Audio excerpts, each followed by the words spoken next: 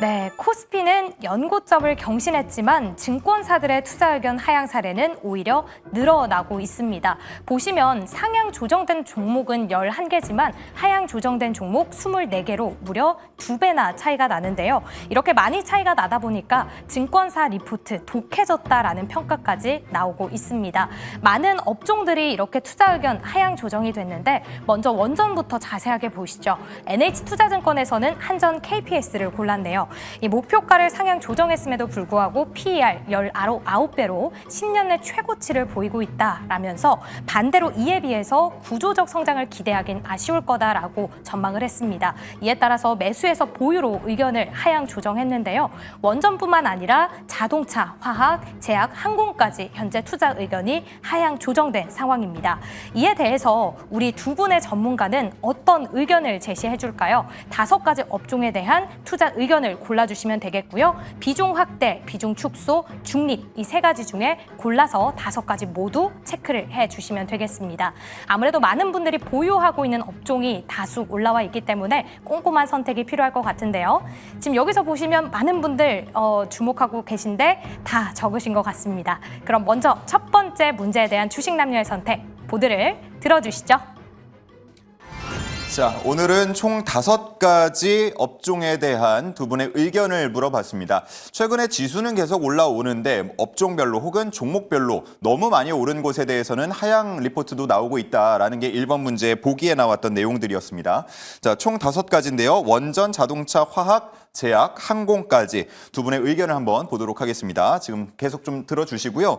일단 원전은 두 분 다 중립 의견을 주셨고요. 그리고 자동차는 우리 김시은 팀장은 중립, 그리고 김민석 매니저는 비중 확대를 외쳤습니다. 지금 관세와 관련해서 많이 주목을 받고 있는 업종이기도 한데 비중 확대 의견을 주셨고요.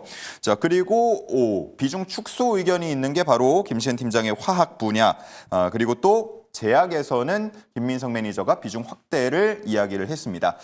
두 분 5가지나 써주시냐고 고생을 많이 하셨는데 각각 얘기를 한번 좀 들어보도록 하겠습니다. 자, 김시은 팀장님, 일단 뭐 중립은 그렇다고 치고 화학을 비중 축소라고 얘기를 해주셨고요. 제약에 대해서는 일부 종목에 대해서는 관심을 갖자라고 써주셨는데 이 2가지 좀 설명을 부탁드립니다. 2개 다 일부 종목은 관심입니다. 관심. 일단 지금 화학 같은 경우를 보게 되었을 때 사실 이 업종에 대해서 좀 보수적으로 보자라는 것보다는 다른 섹터가 조금 더 매력적이지 않나라는 생각을 가지고 있어서 상대적으로. 좀 차라리 그쪽을 보신 게 맞지 않을까라는 생각을 가지고 있고, 그리고 일부 종목 쪽에 대해서 관심을 가지자라는 부분들은 네. 화학 업종 쪽에서 또 자사주 비중이 높은 기업들이 아하. 있어요. 뭐 KCC라든지 예. 금호석유 화학이라든지 이런 종목군들이 오늘 시장에서 또 주인공 역할을 했던 게 자사주 비중이 높은 기업들에 대한 강세 흐름들. 그렇죠. 결국 정부의 정책과 맞물려서 지금 이런 쪽에 대한 관심도가 넘어간 흐름들이 있기에 이런 일부 종목군들 같은 경우는 우리가 조금 더 관심 있게 봐야 할 필요가 있지 않을까라는 생각을 가지고 있습니다. 화학주들이 최근에 움직였던 것은 물론 저는 순환매 측면이라고 생각을 하고 있고요. 결국 2분기 실적에서 화학주가 얼마 퍼포먼스가 나올 것인지를 봐야 하는데 아직까지 저는 기대감이 그렇게까지 크진 않기, 다른 섹터 대비했을 때 크진 않기에 지금 화학 같은 경우보다는 다른 쪽을 보신 게 맞지 않을까라는 생각을 우선적으로 드려보도록 하겠고, 예. 그다음에 제약 쪽을 가지고 왔는데 중립이긴 합니다. 예. 그런데 중립이긴 한데 일부 종목만 관심 있게 보자.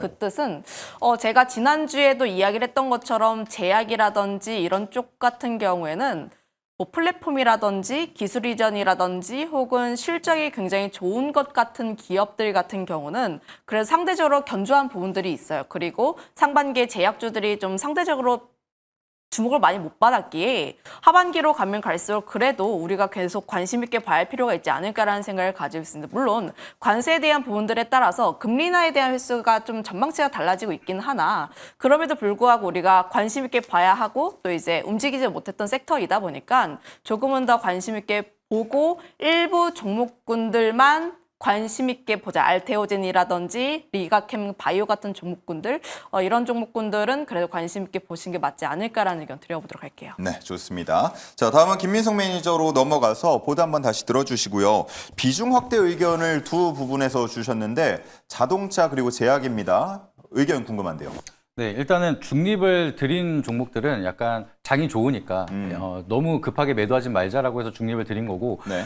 좀 상승에 대한 룸이 많이 남아있는 산업은 제가 봤을 때는 아직까지는 자동차랑 제약은 룸이 남아있다라고 좀 보고 있습니다. 그래서 최근 들어서 리포트가 조금 과하게 나오고 있는 게 지금 증시가 반등이 나오기 시작을 하면서 대차장고가 90조를 넘었다라고 얘기를 하고 있습니다. 그래서 아무래도 공매도 포지션에 대한 좀 포지션 때문에라도 좀 과하게 얘기를 하고 있는데 그런 속에서도 제약이라든지 자동차 같은 경우에는 여전히 바닥권에 있는 종목들이 너무나 많고 이렇게 시장이 좋은데도 불구하고 특히나 제약바이오는 코스닥이 올라가면은 대장 역할을 많이 했었는데 이번에는 약간 소외되고 있습니다. 워낙 정부 정책에 대한 포커스에 따라가다 보니까 그런 부분을 본다라고 하면은 여기서 추가적인 모멘텀이 이어진다. 제가 봤을 때는 제약은 결과적으로는 지금은 안 갔지만 앞으로도 안 갈 것이냐 생각을 하면은 결국에는 갈 거라고 생각을 하고 있습니다. 그래서 그런 부분을 본다라고 하면은 제약 바이오에 대한 모멘텀 우리가 계속해서 체크를 해야 된다라 좀 보시면 좋을 것 같고요. 그리고 자동차 같은 경우에는 너무 대표적으로 저평가를 받고 있는 기업이 너무나 많고 우리가 지금 정부 정책에 대한 모멘텀이 결국에는 코리아 디스카운트를